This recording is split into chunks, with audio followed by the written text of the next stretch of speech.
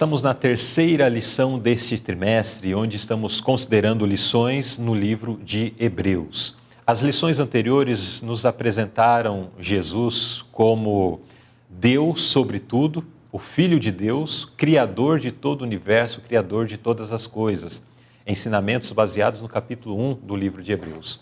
Quando passamos para o capítulo 2, nós somos apresentados ao mesmo Cristo, mas agora não como o Criador soberano sobre o universo, mas Cristo, Jesus, o Filho do Homem, feito um pouco menor que os anjos, revelando Jesus encarnado, que esteve entre nós, caminhou entre os homens, apresentando Jesus como alguém que sofreu as nossas dores, sentiu as nossas angústias, mas em tudo foi vitorioso para conquistar a grande vitória na cruz do Calvário.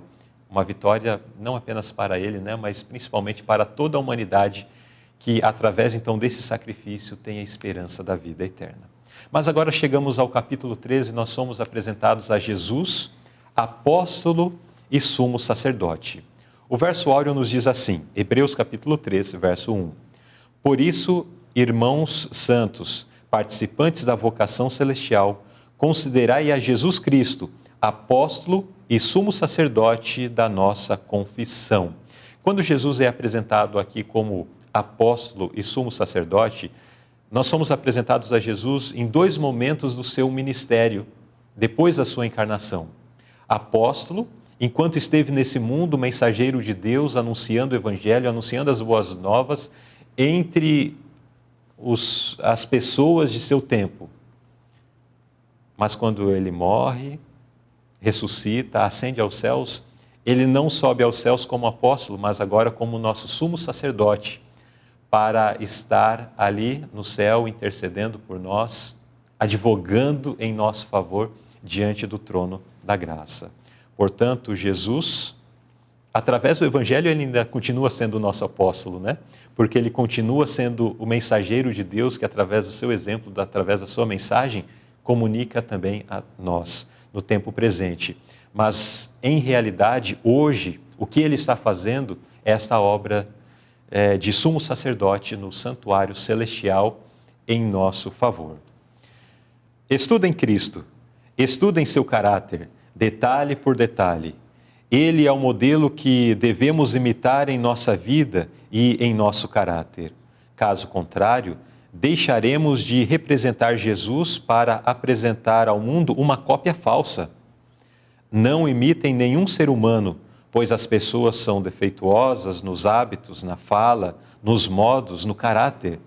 Por isso, apresento-lhes o homem Jesus Cristo.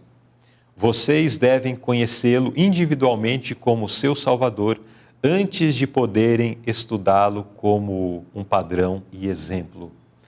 Destaco esta última frase, que então nos é aconselhado que antes de ter a Jesus como nosso modelo, como nosso exemplo,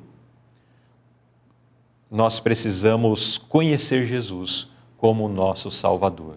Precisamos conhecer Jesus como aquele que deu a sua vida em nosso lugar.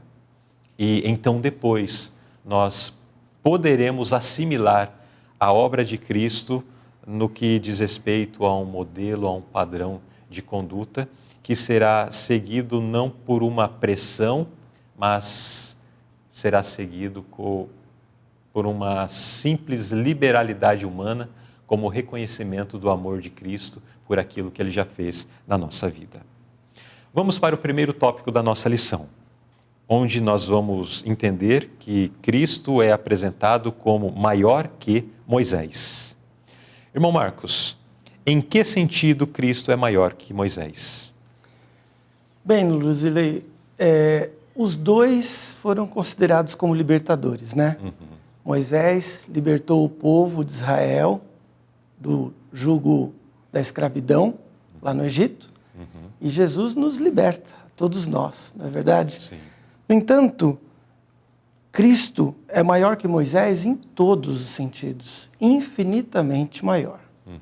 Moisés foi dado a Moisés a missão de cuidar da casa do próprio Deus. E Cristo é o dono dessa casa.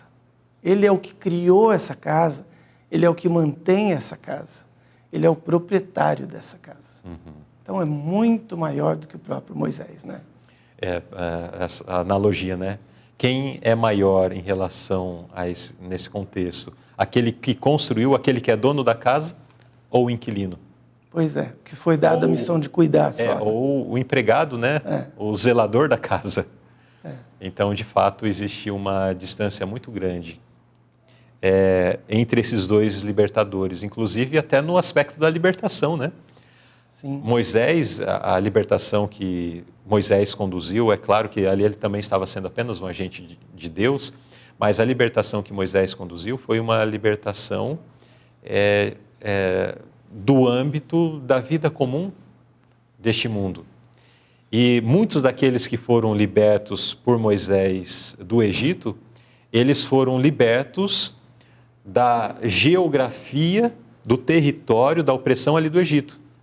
Mas mesmo sendo conduzidos à terra de Canaã, o Egito continuava dentro do coração deles. Verdade. Eles continuavam desejando as coisas do Egito, desejando os prazeres do Egito, o que a vida lá no Egito lhes proporcionava. Porque apesar de serem escravos, eles tinham algumas coisas ali que agradavam aos seus corações, né? Agora a libertação que Cristo concede a nós não se compara com essa libertação. Nós somos libertos do Egito. Do coração, de dentro do coração. Importante notar também, Luzilei, que Moisés foi fiel, zeloso, diligente e muito capacitado na missão que lhe foi dada. Sim, né? sim. Mas não se compara à missão do próprio Cristo. Né? Exatamente. Muito bom. É uma reflexão interessante, apenas para já introduzir aqui o aspecto de que Jesus, ele teve uma missão para com a humanidade grandiosa e que ele cumpriu nos mínimos detalhes para ser então o nosso supremo Salvador. Vamos à pergunta B. Quando devemos entregar nossa vida a Jesus, nosso Salvador? Em que momento, em que tempo da nossa vida esse processo de entrega deve acontecer? Tem aquela reflexão que diz que no passado nada se faz e nem no futuro, né, Luzilei? É o único momento no qual nós podemos tomar alguma decisão e ter alguma atitude é o hoje, é o agora, é o presente. Então, nós devemos entregar nossa vida a Jesus agora, não daqui a pouco, nem depois de eu casar ou depois de eu me formar, né? Porque tem muito jovem que fala isso, né, Luzilei? Sim. Assim que eu casar, eu vou me dedicar mais a Deus. Né? Outro fala, depois que eu sair da faculdade, eu vou mudar a minha vida, eu vou ter mais comunhão. Ou quando as coisas se estabelecerem, se estabilizarem na minha vida, passar esse momento de correria em que estou construindo, estou realizando alguns sonhos, né?